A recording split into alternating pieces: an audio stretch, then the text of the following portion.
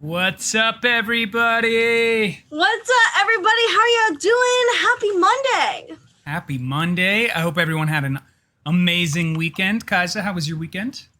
Pretty good. Played some Bioshock. Almost got through it without having a spoiler, but the spoiler was actually not from chat. It was from someone I knew IRL. Oh, did they text you and spoil it? No, they were just talking about the game and being excited, and they kind of tipped me off to the whole phrase thing that I'm not going to spoil for anyone else. That important phrase that happens. Would you kindly inform me as to what it is you're talking about? Very nice. How was your weekend? My weekend was amazing. It was pretty chill, pretty busy. Carried over into this morning, and excited because we got our emotes and our badges, which the badges have already started to pop up and they look awesome. And we're just waiting on our emotes to go through. Yeah, they look super nice. I think they look really nice in the chat. We have a heart, we have a mana potion, and at 3 months we have a little controller joystick. OG joystick.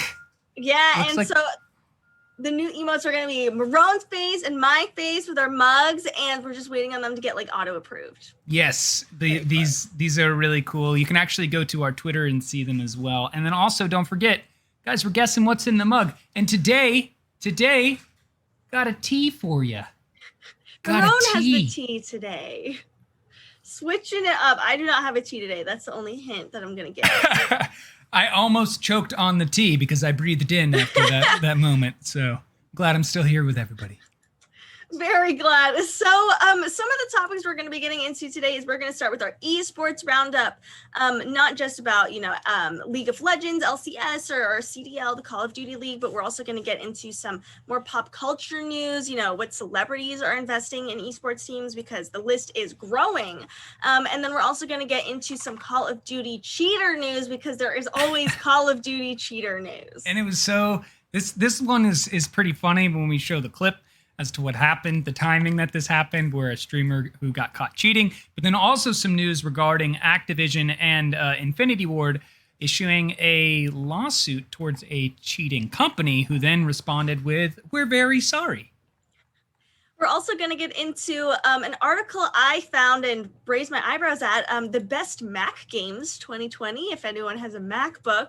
And we're going to get into PlayStation and their plans to accelerate the rollout of first-party games. We're going to then show a cinematic trailer for a game coming out for the next gen as well as PC called Paradise Lost, which is pretty cool. And then also Fallguys Season 2 was announced, and we're going to be talking about some of the plans that'll be circling around for that amazing Battle Royale.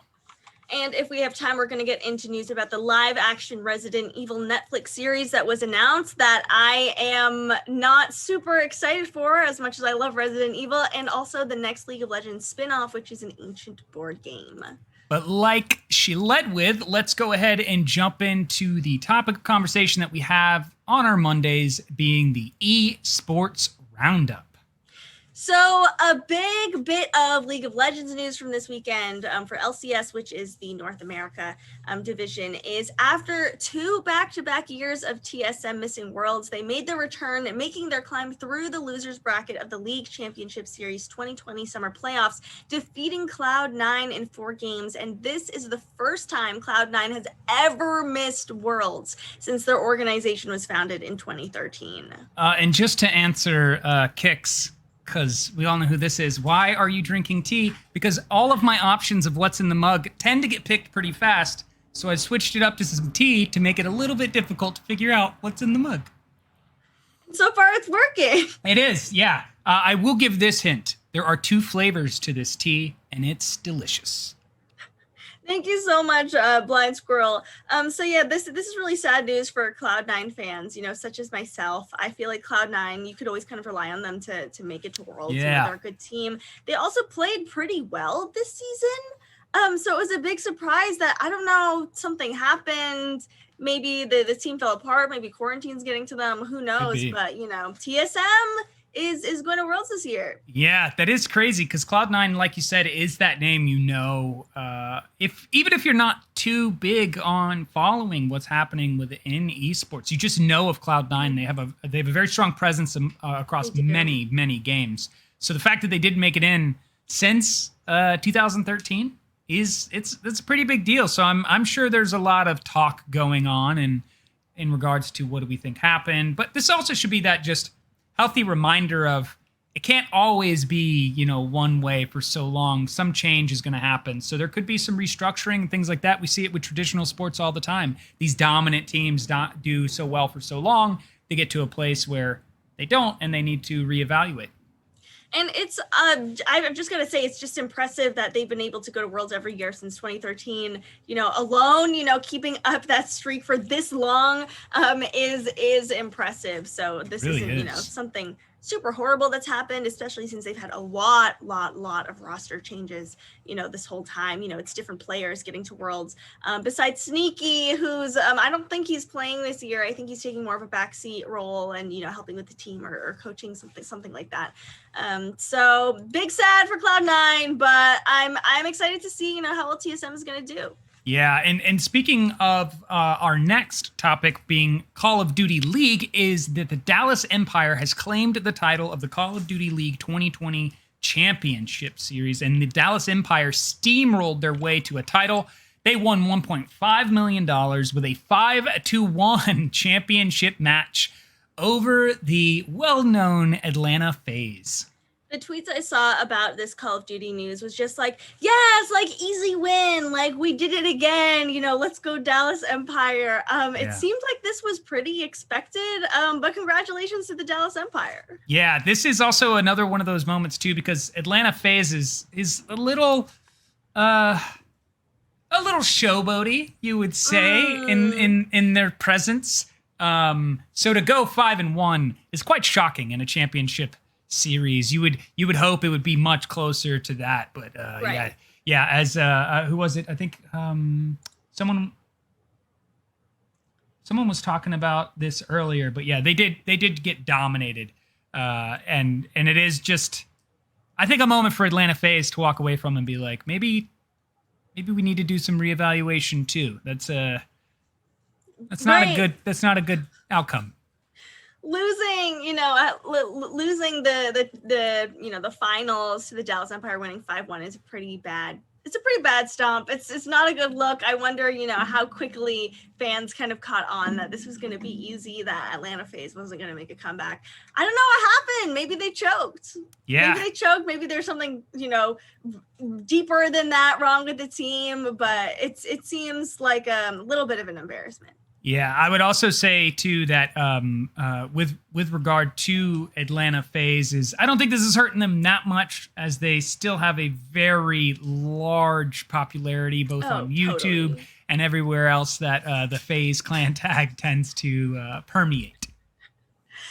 So there's also news about an all-women's Valorant tournament, and this caught my eye because of the big names attached to it in regards to companies. So Nerd Street Gamers and Spectacore Gaming, the gaming division of Comcast NBC Universal, will host an all-women's Valorant tournament on September 12th called the FTW, I don't know if that's supposed to be for the win, Summer Showdown. That event will feature 8 women's Valorant teams with a qualifier set to take place on September 5th. The tournament will have a $10,000 prize pool with sponsors for the event, including G Fuel and T1, the pro esports team co-owned by Spectator Gaming. Nerd Street and T1 previously hosted an Ignition Series event for Valorant in June called the T1 Nerd Street Gamers Showdown, which featured some of the top professional teams in the game.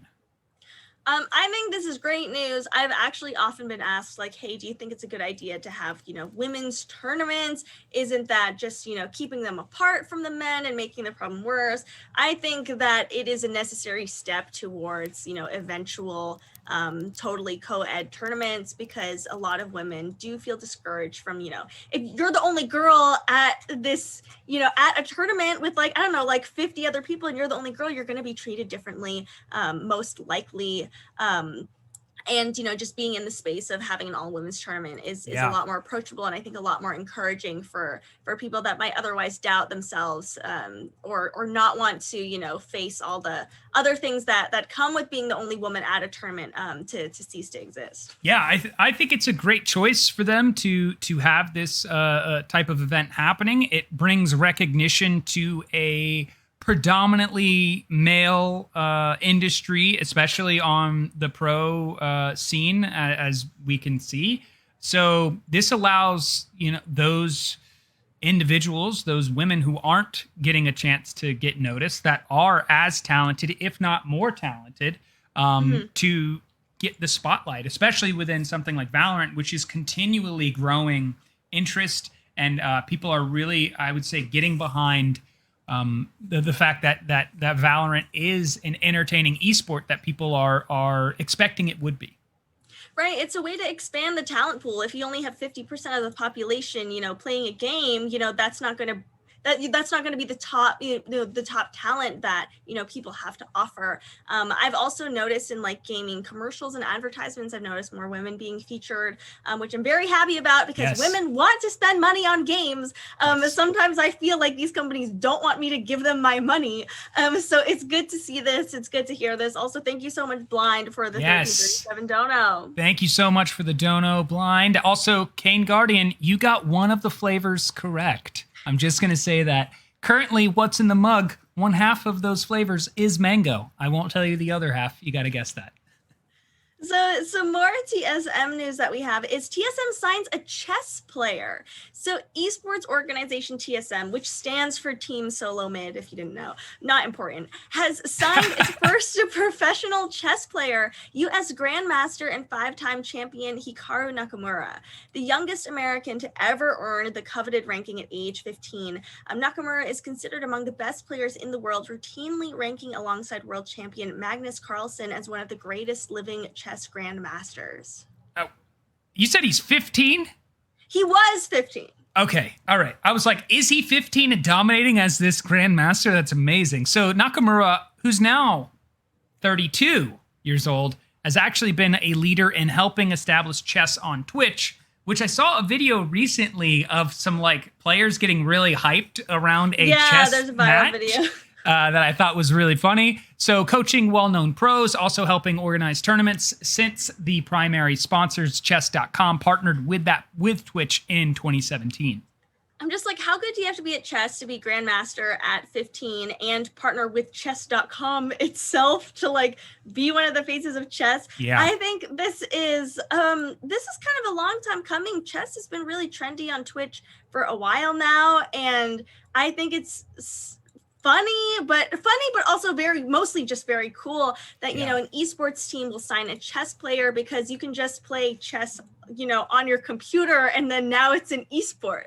Yeah, I remember playing chess when I was younger, like being like serious about it. And I think chess.com is one of the first like gaming websites I used to play on, because you could just play random people, or like Yahoo Games would have stuff like that as well. Chess was it. But then once you get to a point in chess that you start competing with some of these individuals, that was my healthy notification of I'm no longer going to play chess, because I was getting destroyed. So that was one of those moments. But chess, it's amazing to see this momentum getting behind such a iconic tabletop game.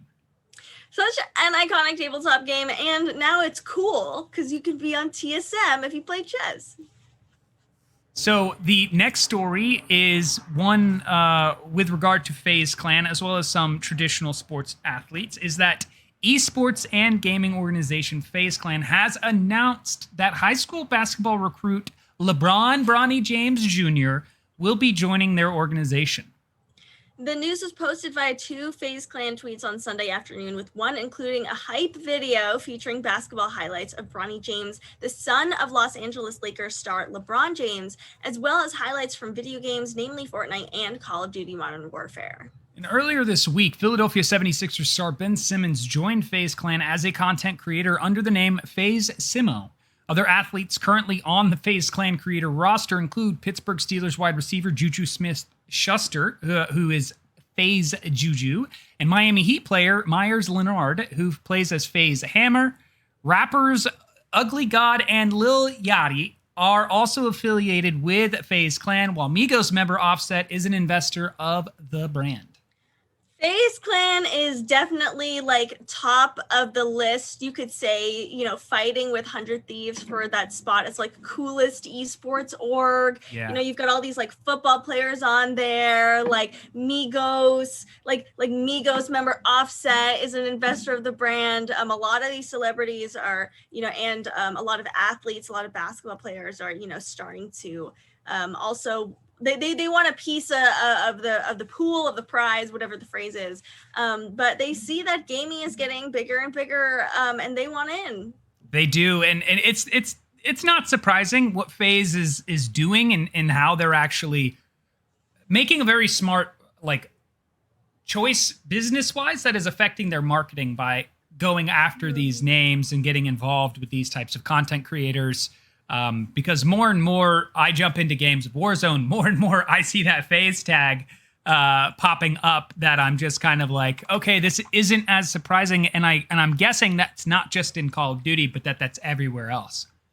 Yeah, and I know a lot of kids, especially, I've noticed they like to just add like FaZe in their username to like pretend they're part of the FaZe clan, or it's like big fan, like like I'm FaZe KAISA, and they get really into it. FaZe has a lot of diehards. I know they have like cool chains, they have like the cool sweatshirts. They're on TikTok. Like FaZe is like super trendy, super Gen Z as well.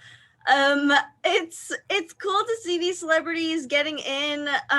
Me just being salty and just wanting to keep things to myself. I'm also like some of the gamers that want in should be able to get their foot in the door as well. Like that's kind of my same opinion on a lot of celebrities moving to Twitch. It's like, this is good that it's going mainstream, but I'm just being salty and jealous because I can't compete with like Logic when it comes to streaming. Yeah, that is a completely valid observation and opinion. So it's one of those. It's definitely one of those moments where you can have mixed feelings when you're a content creator yourself.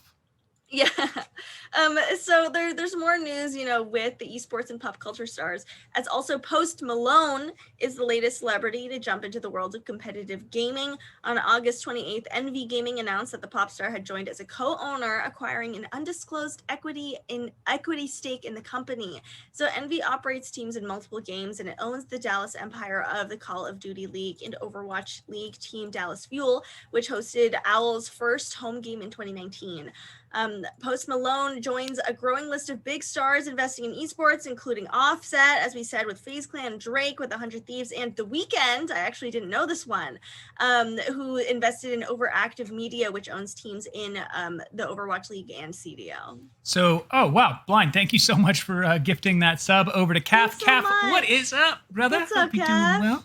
I am again. This is another one of those moments. Not shocked by these decisions getting made by these celebrities. And then I also would be one to say I think we should expect to see more of this happening from people that you wouldn't necessarily think they're jumping in and getting involved in esports, and they're just going to start to see that it's a really good investment to get behind. I think so too. I think this is just, the start of the wave of, more investors, especially since gaming has, been so successful this year, with everyone being in lockdown. This list is only going to get bigger and bigger.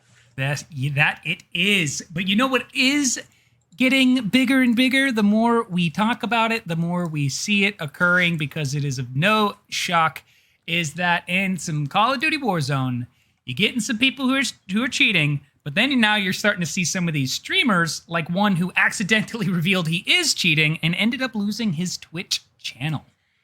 This is so yikes. I think this is really funny. What a lucky catch by the stream and the viewers. So Call of Duty Warzone streamer Mr. Golds found himself in a rather awkward situation recently, where in the middle of a stream, he was regaling his audience of nearly 1,800 viewers, so that is 1,800 viewers, about how good he is at the game, and a cheat engine he appeared to be using popped up on his desktop for all the world to see. Another reason why you probably shouldn't use display capture in OBS. Yeah, so the moment came when Mr. Golds was waiting in a Warzone lobby. He was clipped and shared to Twitter by Erase, who streams Call of Duty on Twitch. I'm going to go ahead and pull up this wonderful moment. people really out? So it's actually at this moment here that we're talking about. There it is. So as you can see there behind his tab, he's sitting here chatting about how good he is at the game. And then you can see his cheat window is literally behind his task Oh no. manager. That's so unfortunate for him. Apparently, during the moment, Mr. Gold said, just because I have good recoil control, I'm good at the game. The first time you see someone good at the game, now I'm talking with you guys because I play and I look at the chat and it's like, what's going on? You know what I'm saying? What's going on, guys? Have you ever seen anyone play like me? Unfortunately for Mr. Golds, an engine-owning window is clearly visible in the background of his desktop underneath that task manager. Engine Owning promises high-quality cheats for a variety of games, including Modern Warfare and Warzone. And it even says, we believe that everyone should have the ability to win and enjoy online matches. That's what their website says. So Mr. Golds appeared to deny that he was cheating in an Instagram post, saying that he was not hacking yesterday. The message is a bit hard to decipher because English isn't his first language, but the intent is very clear. He also indicates that at some point after this incident, he streamed with a background camera that showed no background programs running on its monitor, presumably to prove that he doesn't need to cheat to win, even though he was already clearly caught red-handed. Yeah, and despite his protests of innocence, Twitch appears to see the matter differently as his channel is now gone, and Twitch's community guidelines clearly and specifically forbids cheating in online games. It says any activity such as cheating, hacking, botting, or tampering that gives the account owner an unfair advantage in an online multiplayer game is prohibited. This also includes exploiting another broadcaster's live broadcasts in order to harass them in games such as stream sniping. So also, I don't like when people, especially, chatters or maybe smaller streamers, they brag about stream sniping. It's like, it's one thing if you happen to be in a game with some of these people or you got lucky or you knew they were playing and maybe you hopped on too, but like to actually go and stream snipe, I don't find cool at all. So regarding Mr. Golds, it's not known whether this is a permanent ban or a temporary suspension, but it's still amusing either way. Unfortunately, it also highlights Warzone's ongoing problems with cheaters, which have persisted even after Infinity Ward asked everyone to please stop cheating. I think Infinity Ward unintentionally threw gasoline instead of water or an extinguishing chemical when they came out with a please stop cheating approach to people hacking. They just turned themselves into a meme with that. It was like the most low effort. It was like 1% effort on their part, just being like, hey, everyone, please stop. I also think that it couldn't have been a better moment that, Mr. Golds was bragging about how good he was. And he had 1,800 viewers. That's a lot. That's, to me, that's a huge stream. That's a huge streamer to be playing, Call of Duty, to claim that you're good. People are watching you because they think you're good. And to have it be a cheat the whole time is so embarrassing and such a disgrace. Yeah, I would also say that he was close to in numbers of concurrent viewers at a time, like a guy named Iron, who's like the top legitimate winner, or I guess I should start saying the legitimate that we know of or believe to be true on Warzone, only pulls in like 5,000 or 6,000, and he was at 2,000, and he had just started streaming Warzone. So I think there's something to be said too about the fact that it's now making me skeptical just across the board, which I think is the worst part of this whole situation, how Infinity Ward and Activision has handled this. When you watch some of these people play and you see their capability, you're kind of like, I don't know anymore. I just don't know, because if somebody can amass 2,000 concurrent viewers, that individual was able to fool a lot of people for a long time until he unintentionally told on himself. Absolutely. It totally makes me doubt, are these people actually, that good at the game? Could they be cheating? I feel like usually there's some, protection in, having a bigger streamer, stream a game because their reputation and their name is on the line. So maybe it's more likely that they won't cheat. But like this person clearly did. It also makes me wonder if they were like using view bots at all, if that was a part of it. I know when talking about like the U.S. Army or like the Navy streams, some people were like, are they view botting themselves? Like, I don't trust these numbers. And Twitch has, for a long time struggled with, bots, follow bots, view bots, now a lot of cheaters in Warzone. Yeah. I don't know how long, or if cheating has always been this, rampant of a problem. Yeah. But it does make me distrustful. It makes me distrustful when I, go into a stream. I feel like I'm like analyzing the chat. I'm like, do I think that the chat could go this slow for like this amount of people? And I know it oftentimes can, but still it's not a good look for, the honest streamers out there and the really talented people out there who might just be, written off as cheaters. That is very true. And before we continue into this, Floral Meg got it with the mango pineapple tea. That is right. Also known as Beach Bellini. It's delicious. If you haven't tried it, you should find it. Good on you, Meg. Woohoo! Love it. Hashtag not sponsored, but that does sound really good. I also just have water. Kane guessed it. I told Kane that she guessed it and she thought that I was just playing because it seemed too simple. I pretty much just woke up. I've been sleeping on and off in 2-hour segments this past morning. So that's so awesome. Oh my God. When you said you were gonna do water, I was like, yeah, let's see how long it takes. Let's see how long it takes. I just need water for right now. Well, continuing on the conversation regarding cheating, there actually has been even more continuation with regard to how Infinity Ward is taking its stance on cheating, as a lawsuit has been threatened. And that was actually at CX Cheats, which is a small company that sells cheats and trainers for a variety of games. And they have said that they will no longer be offering Call of Duty services after receiving legal threats from publisher Activision. And then they came out and said, we would apologize for any pain that we've caused to the players of Call of Duty. So this company posted the notice on their private Discord, captured by Mr. The Reverts on the Warzone subreddit, saying that because their cheat services, quote, violate Activision's terms of use, they have agreed to cease development and support for all Call of Duty related products sold through the site. And the funny part here, though, is that once caught, CX Cheats have just completely rolled over, not just warning that the third-party tools in Call of Duty may result in the suspension or banning of your account, but now they're going out of their way to say, we apologize for any pain that we've caused to Call of Duty players, despite causing that pain and using those tools being literally the point of their entire business model. Like, they're a cheat company which violates TOS, and then Infinity Ward, is like, oh, you're cheating, and they're like, oh yeah, we are, oh, we're sorry, we didn't mean to do it. Like, it seems like people running this company are really scared. They don't, maybe they're smaller, maybe they don't have the money to fight. That's what I'm thinking. Some of these cheat companies, they make bank. Yeah, we're talking numbers that are probably in the millions a month for some of these companies. And you can do some Googling and find some websites to go to and look at what they charge a month. I remember when we first were covering this, when we first started out, we were doing some digging into this, and some of them want, for just like a day's worth of using the program, they want like $30 just for like one day. That's a lot. But there are people paying that. So imagine where that jumps up if 1 or 2 people are coming in at a time doing that, and you have like, what, 25, 30 million people playing Warzone, and that's just one of the games that they offer. Yeah, I think it might have something to do with regard to CX Cheats being smaller. But then they also had a feature that was pointed out, which was this tool that allowed them to modify what was happening in-game, like certain camos and skins and things like that are behind a paywall to get access to.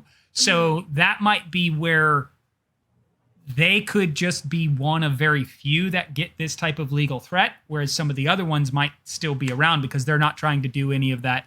Let's mess around with what has a paywall behind it.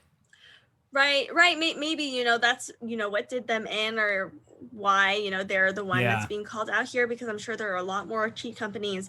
As you said, they make a lot of money if you look into it. I think it's not really talked about enough. People are like, oh, well, yeah, like cheaters, it sucks. People should stop cheating. But it's like, there is money in this business. A lot of people joke around saying like, oh, well, if all the cheaters were banned, then there wouldn't be a player base, which I hate. But I'm like, I'm just very curious. I wish I knew the statistics on like how many players in Warzone do cheat. Yeah, it's a great question. I don't know. I actually switched over to playing on controller, which is a really interesting thing that I learned. is that even if you play on PC and you switch over to play on controller for those PC players out there, and for console players who like try to disable cross platform, it goes based on your input. So if you play PC on controller, it'll put you in more lobbies with people who are playing on controller. You're still likely to find hackers in there, but it's less likely of a number because it's probably more console players that you're playing against. So that's good to know. I'm ahead of the learning curve a little bit because I used to play on controller a lot, but I've abandoned that for this game specifically to try to avoid those lobbies. As Waffle says, like let's say you stream and you have 2K people watching and you have a ton of subs because you're so good, and that's because you spent money on cheating. That's an investment, and you make your money. You make more than your money back. So it makes sense as to why these companies are really expensive, or people are willing to spend this money to cheat. Maybe they feel more protection if they spend a lot of money on a company. Maybe they feel it's less likely they're going to get caught as well. It's very true. And I think Kane Guardian might have been asking to the controller thing. I learned that from watching a video from Jack Frags, who does a big in-depth into this, where he was in a controller lobby with his teammates and they switched inputs, and they found that it's a significant low number of mouse and keyboard players in lobbies when they were jumping in all using controller. But the moment someone in the group switched to mouse and keyboard, it became about 50-50 on controller and mouse and keyboard players in the same lobby. So yeah, that's where I learned that from. Pro tip, good to know. Also, thank you so much, Kai Almighty, for the donut. Kai, thank you so much for the $10. Thank you. Well, our next story is one that is not I don't want to say console. No, I guess a hardware we haven't really covered. But for all of those Mac users out there, you might be interested. What are some of the best Mac games of 2020? So according to Tech Radar, it used to be a given that Macs were no good for gaming, but in recent years, all that has changed. And I think it has changed a little bit, but I'm not sure how big that change has been. So we should take into account with the increasingly powerful graphics cards inside of the Macs, external GPUs making their debut, and Apple Arcade adding dedicated gaming to the Mac ecosystem, I guess it would be considered a superb time to be a gamer on one of Apple's computers. In fact, according to Tech Radar, there is so much choice that it can be tough to know where to start. So that's where this article comes in, as they've handpicked what they think are the best Mac games you can play right now. Each is designed to give you a memorable gaming experience like no other. So we're just going to jump through the list, breaking it down. Funny enough, there's not that many Mac people on YouTube, so I was just looking for some Mac compilation footage for today. So some of these titles we named might not pop up in the video. They might. Who knows? One of the first ones is a game I highly recommend. If you haven't gotten a chance to play it and you're really excited about Baldur's Gate 3, is Divinity Original Sin 2, one of the best RPGs that you can play. Also on the list is Stardew Valley, which is a wonderful game, a super lovely game. It's definitely not very resource intensive. So yes, I'm sure you could play it on a Mac, because I think, your smart fridge could probably play Stardew Valley as well.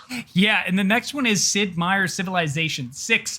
For those RTS fans out there, this is a series that does its genre very well. Definitely one of those to check out if you are a Mac gamer. Life is Strange is on this list. Great game, not super action heavy. It's kind of a choose your own adventure game. Incredible games. I know there's some Life is Strange fans in the chat. Apparently you could play it on a Mac. I'm a little hesitant to just thinking about how smooth it might run. Maybe there's going to be longer load times. The game does move pretty slowly, so maybe that's why it's a good choice. Yeah, I would be skeptical too, because the next one I would also be skeptical of is Portal 2. Is supposedly really good on Mac, and one of those to jump in and play. If you haven't played Portal 2, it's some of the best puzzles you ever get to experience. The humor is definitely rich within that experience, and just knowing you're playing in the storyline, which revolves around the Half-Life universe, is one of those that is rewarding as you move through it. Subnautica is on this list as well, and I think I would be a little skeptical of this one as well, except that it recently came out on the Switch, I believe. So if a Switch can play it, and it's a Switch isn't like a super robust machine, I guess your MacBook might as well be able to play it too. Yep. Another one on the list is called This War of Mine, which is another title. It's a side-scrolling 2D platformer, I believe, or appears to be that way. It has a very intense story, I guess, is the approach that I would draw to. And if you are into that type of emotional storytelling, this War of Mine is, definitely one of those games that you can go and experience. The Witness is on here. The Witness is a super zen puzzle game. It's like you're walking through the woods, and if you look at the trees a certain way, they like line up to solve the puzzle. Yeah. Pretty much. It's I've been told it's super nice. It's a super great game to play. Yeah. Again, with the games on this list, it's not intense. Yes, that's the same as Firewatch. Firewatch is another one of those like The Witness. Where it is puzzle solving in the wilderness. It's a very beautiful game to watch. I used to see some people stream their Switch Firewatch play, and I was very impressed by what I was seeing on the Switch. So I know the Mac could turn around and handle this easily. And we're closing out with Cuphead. Cuphead. My only concern is that I'd break one of my Mac keys if I were to play this on a Mac. Just hammer it away. I'd be a little scared to mess up my laptop. You might want to use a different keyboard for this one, because Cuphead is definitely a game where you're probably walking away with some issues with the space bar and other keys, as Kaisa was indicating there. So just future note for all you potential Cuphead Mac players. I think this list is nice to touch on in that, if you have a Mac, you don't need to buy a Switch, because it seems like, you can play a lot of these games that we listed are on the Switch. And, you can play some games on a Mac. They tend to be, more puzzle games. I think Apple Arcade is more of mobile type games where they're not, super intensive. You don't need key binds and, all these shortcuts done. It's a little more approachable. But it's cool to know that if you do have a MacBook, you can still play games and you don't need to, totally shy away from them just because you don't have some monster PC. Exactly. But monster PCs are going to be necessary regarding this next story, as we are going to start to see PlayStation focus on its acceleration of first-party games. We're going to dive into what their plans are. And they also did mention regard to having those on PC as well. But first of all, thank you so much, Kane, for the $50 dono. Thank you so much for supporting us, for supporting the stream. We really, really do appreciate it. Thank you. This PlayStation news is for you. Yeah. So, in a report released on Friday, more frequent and higher quality exclusive titles will be key to the future of PlayStation amid increased competition in the marketplace. The company wrote that competition from online PC games and players from other industries is expected to continue to intensify.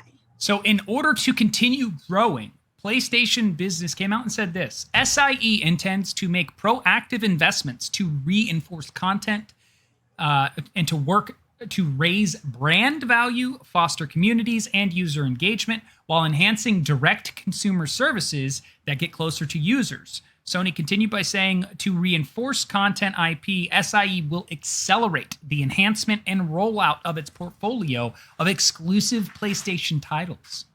Enhancements to its game will be achieved by introducing new technologies in speed, haptics, and sound with PS5, while strengthening its use of data analysis will help the company to get closer to what motivates users and improve usability. So Sony actually is saying here it is committed to making big, spectacular experiences with story and characters at the core. According to PlayStation's worldwide studios boss, Herman Hulst, but these AAA games actually take years to produce and require a workforce of hundreds of thousands, if not hundreds of people, if not thousands, to produce. We could actually start to see that technology of games coming out faster actually starting to play out. So one means of Sony speeding up the release of first-party games is through increasing its development capabilities. Sony's report signaled the company is open to purchasing more games companies to bolster its Worldwide Studios Association, which consists of 14 development houses following 2019's acquisition of Insomniac Games. And it was in July that it was claimed that Sony was weighing up a bid for Leiyu Technologies. That's the owner of Warframe Studio Digital Extremes and Gears Tactic developers Splash Damage, although Tencent subsequently entered exclusive talks to acquire the companies. SIE plans to provide content for a variety of game genres and formats and make advances in unique and immersive interactive experiences such as VR, Sony's report said. It also reveals the firm will explore bringing more first-party games to PC following Horizon Zero Dawn's recent jump from PS4 to PC. And I think this is something we should all be keeping our eye on, because I think Sony is well aware of the interest of a lot of PC players that want to play their titles, have the hardware that can handle their titles, and ultimately getting access to Horizon Zero Dawn. We can already see by the numbers that the PC community jumped right on it like a pack of wolves. I mean, it really is encouraging for Sony to focus in on how do we get the jump from our consoles to PC faster. I think it's a great decision, even though we reported on a lot of the glitches and bugs and some problems with Horizon Zero Dawn, people still been playing it. They've been churning out a ton of content about that game. And it seems like this is only a good decision, for Sony to make these exclusives available on PC, even if it's a few years after release, there's still a lot of interest in that. I also think, having their first party games is, investing in that is a very strong decision. They're known for having, amazing exclusive titles, Red Dead Redemption 2, God of War, The Last of Us, the list goes on. But I'm glad to hear that they're doubling down. Yeah, and that rumor that swirled around GTA 6, which of course we won't know until it is official, that there could be a deal regarding GTA 6 debut for the PlayStation 5, is one to keep in mind of just the focus for Sony specifically. Pushing exclusive content is very much like the streaming services that are focusing more on their original content and making that kind of the reason why you want to go there, right? There are series on Netflix and Hulu that draw people over because they're solely on those services. And I think Sony Interactive Entertainment has recognized what that does for your bottom line, but also what it does for your community as more and more people go, you know what, I'm going to take the jump over to this console that I've never experienced before because I want to be able to experience a game like God of War. And I think it's important, in their rivalry with Xbox, because with the Games Pass, which Xbox is really pushing, how is Sony going to compete with that if they don't have something as robust? I think that, a big part of the answer is, first party titles, exclusive titles that, even if you have a Games Pass, you're still not going to be able to play these games. So you're still going to spend the full price on them. Exactly. Yeah. And like Guff was saying, expanding their game sales potential base is this, I would say the subtext of this for them going, we are neutral to PC, right? I mean, all of these console exclusive titles have no bone to pick with PC like you would versus the other ones. But if you can get it over to PC, then you're just tapping into users who want to play your games anyways, or would be willing to play your games anyways, with no concern of, oh, are they going to go and jump over to an Xbox game or not? So to siphon sales, so to speak, from that community is a very smart approach, one that you've already seen, of course, Microsoft doing with its Games Pass and having a select amount of games from the Games Pass be playable on PC.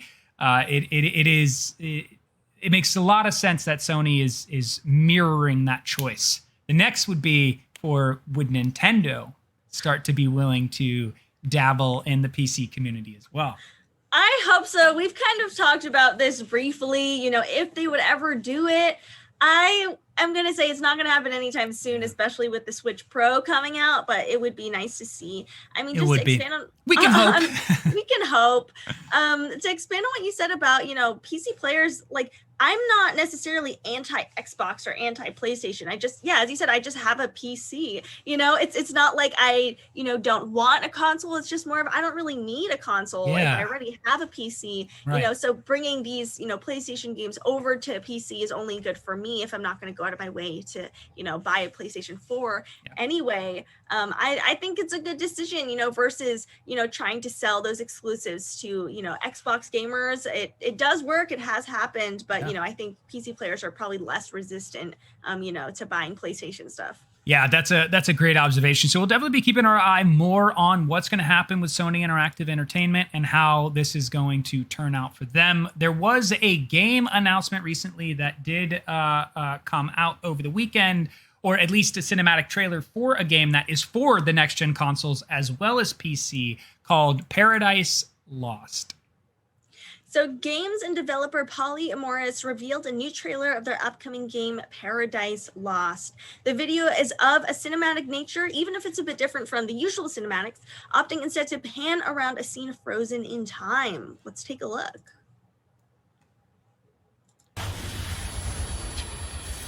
Na Wojtusia z popielnika iskiereczka mruga. Oh, it's so creepy already. Yeah. Choć opowiem ci bajeczkę, bajka będzie długa. Była sobie raz królewna, pokochała grajka. Król wyprawił im wesele i skończona bajka. Była sobie baba Jaga, miała chatkę z masła, a w tej chatce same dziwy. Pst, iskierka zgasła.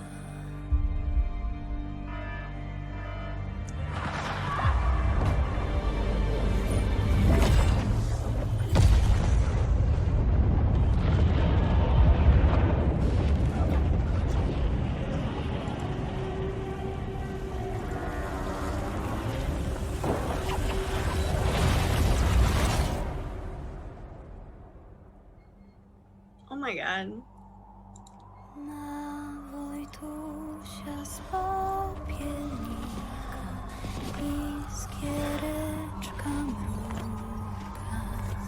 Choć opowiem ci bajeczkę, bajka będzie długa.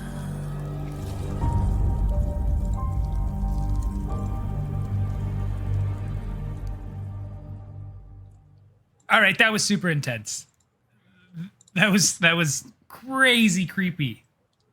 Waffle says, don't get much of a feel for the gameplay yet, though. I don't care at all that we didn't get any gameplay. I think that was the best trailer I've seen all year for a video game. Seriously. Honestly. It was creepy. You're like, Yeah. what's happening? And You like, were felt really moved? dark. Yeah, I was moved. I The was moved music with this too, trailer. like when they make those choices, it makes me Great think of music. like Top notch. like I think about like the Halo theme song. You think of that, you know, that solo Right. sounding voice that happens and comes through. It's like when you make Mhm. that choice of that operatic, you know, that soprano, and then just the darkness of what you see. It's so contrasting that like the whole trailer, I just had like the hairs on my arm standing up. I was like, man, I am so intrigued and creeped out at the same time. Yeah, as Reeksy says, don't go in there. And they did a great job of layering, like, oh, like first there's like a gun at one person, then there's a gun at another person, and this like evil guy is smiling, and then really they're in a bunker the whole time. Yeah, and like, what's the handle that he's holding? This door is closing, and then you're Yeah. outside. Yeah. And it like just kept escalating, you know, the stakes of what's happening. I agree, you know, that song I'm gonna probably forever tie, you know, to this game. I thought they did a 100%. great job with that. This is a great cinematic. This only has 7,000 views on YouTube. Yeah. At least this specific video, 7,500. I hope it ramps up because this was very chilling to watch. I agree. So there is actually from their website an official description of Paradise Lost, which, as I was saying, it is coming out to next-gen consoles and PC. And it says this is the last story on Earth that World War II never ended. After 20 years of war, the Nazis carried out a nuclear attack, which changed the face of occupied Poland forever. Can a new world be born from the ashes of the old one? Take on the role of a 12-year-old boy who finds a mysterious Nazi bunker while roaming a post-nuclear wasteland. Will he find what he seeks there? Can he cope with the loss he suffered? Explore a vast underground world in which unusual and advanced technology is mixed with Slavic folklore and myths. Are you ready to learn what fate its inhabitants met? Discover the past, shape the future. The decisions you make while learning the history of the bunker will affect what you see on your journey. I'm getting that kind of feeling of maybe this is along the lines of those your decisions play out as to the way the story carries out. It might not be too intense. I mean, you are a young character. A lot of those games too, like Life is Strange or even the Walking Dead games, they tend to have like a younger character that you play with, and it's within that decision-making factor. So there's more of the impact that sits with you because you're like, yeah, this is a pretty young character I'm controlling here. I've got to make sure I'm making those right decisions. Right. I think having a young character is a good way to kind of play with.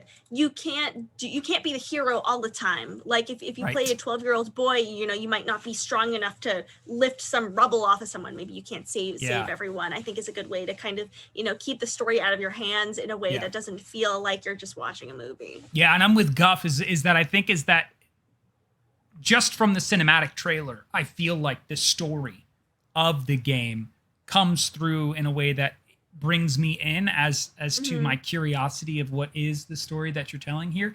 And them also wrapping up the Slavic folklore into the story, I think is really cool. We've been talking about that recently, like with Assassin's Creed Valhalla, that one game Raji that came out at the Indie Showcase. Seeing these, you know, these myths and these folklores come to life within these games and get to experience them is just a wonderful way to digest history.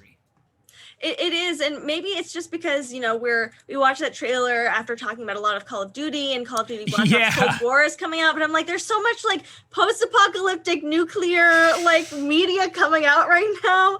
I'm glad our next story is a little bit of like eye bleach or brain bleach regarding that. It really is, because the most popular, or I guess you would say the surging in popularity battle royale, like you're on a game show, Fall Guys, had an announcement recently regarding Season 2, and we're definitely taking a break from the Call of Duty violence, the creepiness of Paradise Lost, and jumping into the fun, wholesome nature of Fall Guys Season 2's announcement. Fall Guys Ultimate Knockout has been a knockout of a game, as you all know, soaring to become one of the year's most successful games. Players have been enjoying the game, and it seems that the developers do not want their gameplay to get stale.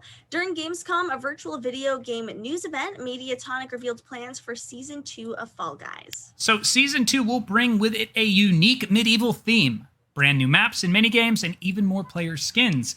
Although this was all that was announced during Gamescom, co-host of Talk Guys, Kate Stark, held a special interview with the developers behind this masterpiece, and they were divulging more information about the upcoming season. And according to this, Fall Guys Season 2 will include an anti-cheat top priority, custom servers, cross-platform plans, accessibility changes, and even official Fall Guys merch. Which was my top priority, is Fall Guys merch. So including a free season pass is a huge step for Mediatonic, as the game's success would make it so easy for them to charge, you know, $5 to $10 for battle pass, like many other battle royales. Because their game gained so much popularity during its free release on PlayStation Plus, it seems that the developers are leaning towards the side of free content, you know, which adds more inclusivity to the game's community. And as for the other news that Stark shared, it was actually great to hear that the developers are beginning to crack down on cheaters in their game. Although Fall Guys is not taken as seriously as some of the other online games, it does still have its fair share of cheaters looking to gain the upper hand on players. And Mediatonic has said that they want their game to be 50% luck, 50% skill, leaving no room for cheaters. I was talking to someone who's playing Fall Guys yesterday, and I think it was during the tiptoe stage. I was like, oh, that was really, you beat that really fast. And they're like, oh yeah, there's probably cheater in there. And I'm like, oh, it's that common? Like, I know there are cheaters in this game, but yeah, it's sad to hear. In a sneak peek for the upcoming season, Fall Guys will be introducing medieval-style skins, including knights, dragons, and even wizards. 5 new maps and challenges have been added to the rotation, some of them seeming to incorporate teamwork in this solo racing game. In the preview, players are seen moving blocks around the map so they can access higher ground. However, this ability could easily lead to foul play from opponents grabbing you, pulling you down, so be on the lookout during Season 2. And Fall Guys is promising a lot for next season, which is set to launch in October. And with the game's overwhelming success, it will likely continue to grow and offer new free content for players for a while to come. I am stoked to hear about, a free battle pass happening with this, and they're trying to bring in free content. I realize the game is $20 on Steam or $19.99, which isn't cheap, but it seems like they for the way I'm looking at it is it's a good game. They should, charge a fair price. I think $20 is a fair price for, how good it is. But, releasing free stuff also makes me feel like they're not just being like money hungry. Yeah.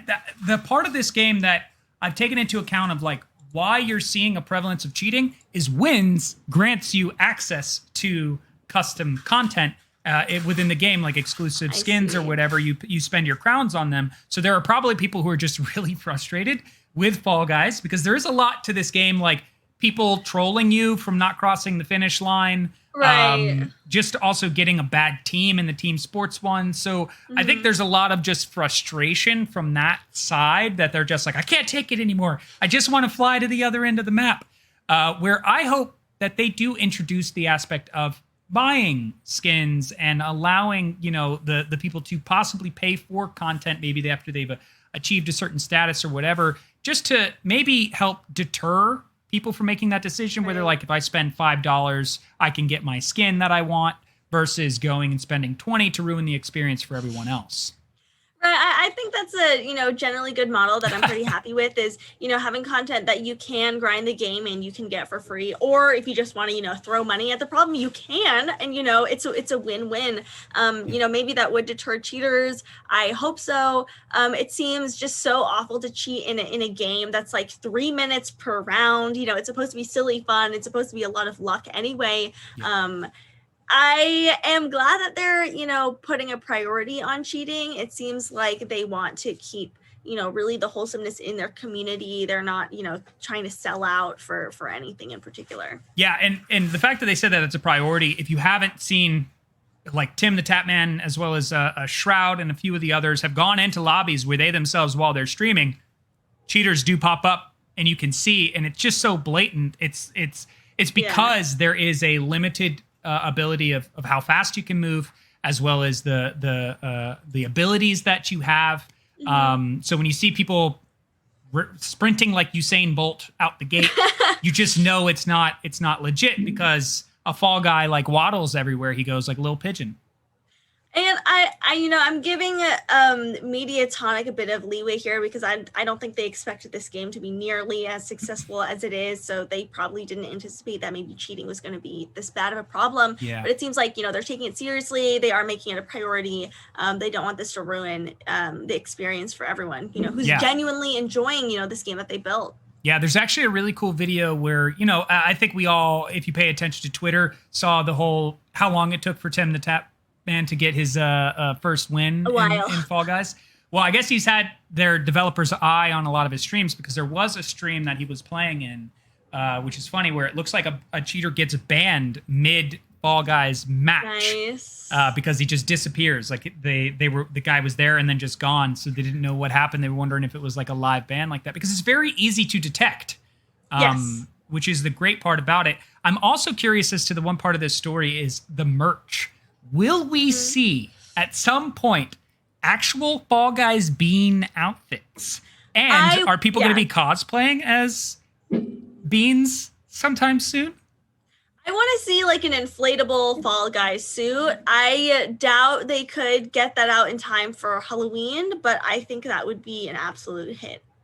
That's the part of this that I'm so curious about. What I would actually love to see, and I only mentioned this name, Cards Against Humanity, is because they do always like these really weird, unique, sometimes like giveaways during getting towards the holiday season. I would hope they get like a life-size Fall Guy bean like created, like the way the developers over there said they're actually like 6 feet tall. They're that average height. Terrifying. Is that yes, exactly. Is that Fall Guys are actually like 6 feet tall? I want to see a real life-size Fall Guy in the world somewhere, and I just want someone to own it. I really do.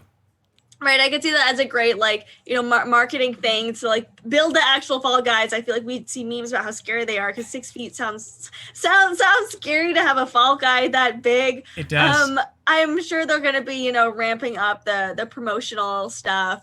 People are, proud to play this game, and I think they really just want to wear merch because it's a good time. They do, and I'm happy for their success. I love seeing this change in this way to break up the way battle royales and competitive games like this can be. I'm also excited to see what concepts and intellectual properties are inspired by Fall Guys that we're going to get by other developers in the near future. That's a good point. Maybe we're going to see more games like this. I was surprised that there wasn't, or that Gang Beasts didn't really seem to go, quite super viral. And Gang Beasts is really fun.